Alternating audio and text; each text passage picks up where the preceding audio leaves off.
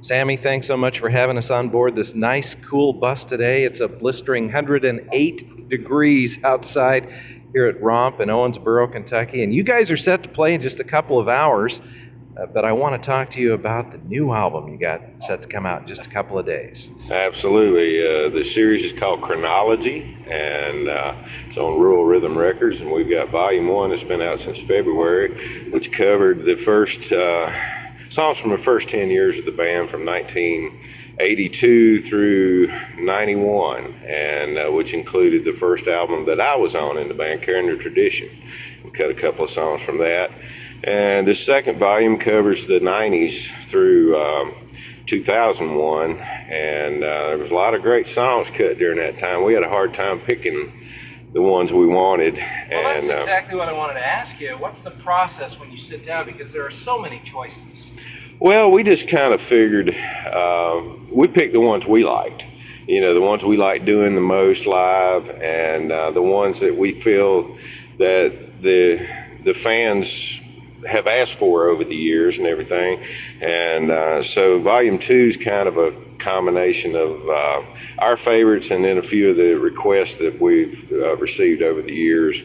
And then Volume 3, we actually did a fan's choice through our website. And so we got a bunch of great ideas from that.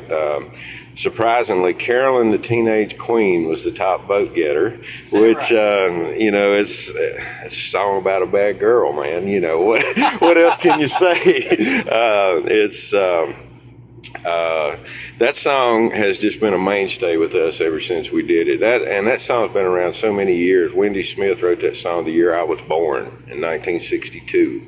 And, you know, it's been done several times, but this seems like our version of it has stuck in people's minds, and it's been a great song for us. So that will definitely be on Volume 3. But what we did, we actually put up 35 songs from all three decades that we felt that, you know, were the tops in our book, and then we hope, you know, we wanted the fans to kind of pick what they like. So we have about 10 or 12. We haven't decided how many is going to be on this last volume yet, but we're getting ready to go in the studio here very shortly and start on that one. But Volume 2 will be coming out July 3rd, and hope people get to see it and, you know, buy and enjoy it.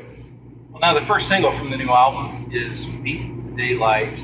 Barely Beat the Daylights In. And that's a tune written by Brandon Rickman. We did do one new song on this album, which on the first album we cut Angeline the Baker as an added song that had never been cut by the band before. And that's just a fan favorite that we've been doing on stage because of my old time background, and I love that kind of music, and it's just a high energy tune. And we'd had so many requests to record that song, we felt like we needed to include it on Volume 1. We wanted a new song for a radio single, and just to kind of let people know where we're at these days. Yeah. You know, with this personnel I've got right now is just so much fun. They're the best people I've ever got to tour with as far as riding the bus. And as you can see, this is a very small area, and we have 7 people traveling in it, so we got to get along real well. And these guys are the best at that. And well, the truth be told, Sammy, from time to time you'll drive the bus, you'll work on the bus, you'll keep this whole operation literally moving down the road. we'll try. You've done it for many years. Yeah. And in the process of all of that, you made a lot of fans. One of them in Steve Martin. And that's got to be pretty, I would say, gratifying to have somebody of that stature that is such an idol of your music. Well, it was one of the greatest honors I've ever had, and the fact of the people he had helping him choose for that award. And I will be the last award winner that Earl Scruggs was on the board to help choose, and Earl had a part in selecting me for that. And you know, the thing about it is, and I tell people this all the time, the people that I grew up as a child and a teenager idolizing, all of them have become my friends because this is such a tight-knit community. And so all the people on the board pretty much are friends of mine, and they all know what I do to keep this band going.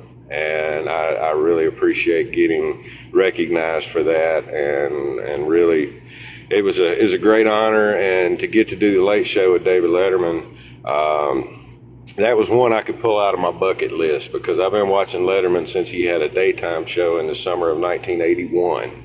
I had a job working in a water treatment plant during the last years of high school, and after I graduated for a little while.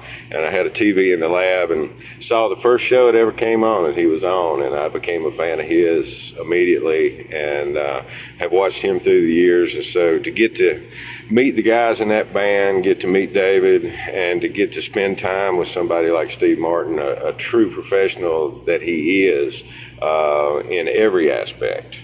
One of the most serious people I've ever been around. I mean, when the red light's on, he's funny. Otherwise, he's thinking about what he's got to do next, and that's the reason he's successful at what he does. This life can become a very difficult way to live, and it can rob a person's joy if they're not careful. What is it that keeps the fire for the music and the spirit alive? Because you can see it when you're playing on stage that you're really having a great time. The 90 minutes on stage every day, that's what keeps it going. Because I've spent literally 90% of my life playing banjo. I started when I was 5 years old, and I'll be 50 years old this year. And it's what from the time I was about 10, is what I decided I wanted to be. I knew nothing on how to get there. All I knew was to work hard at it and try to be the best player I could be. I wasn't capable of learning to play exactly like Earl Scruggs or J.D. Crowe or Terry Balcom or all the guys I listened to, Bill Emerson. I wasn't capable of playing like any of them, but I tried to learn enough from each one of them and develop something that was mine. Whether it's right or wrong, it's mine. And the greatest compliment I ever get is when somebody walks up and says, when they hear me kick off a song, they know within the first 4 notes who it is. And that's all you can ask for in this business. And just like I say, with the personnel that's in this band right now, they're all great guys, but they also cut their gig. And they play the music the way this band has always felt it. And we've tried to maintain a certain energy to our music. It's always going to change when you get new personnel. It's going to have a different personality to it.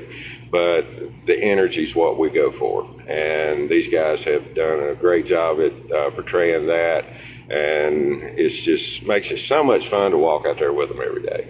Well, and I've heard the new album. It is out in just a few days on Rural Rhythm Records. It's Chronology Volume 2. Yep. You'll hear that spirit on this new album. Sammy, thanks for all you've done through the years, and continue for another 30 or more. Well, thank you, Terry, and thank you for promoting the Lonesome River Band and keeping us on the air, because that's what keeps us out here on the road. Our pleasure.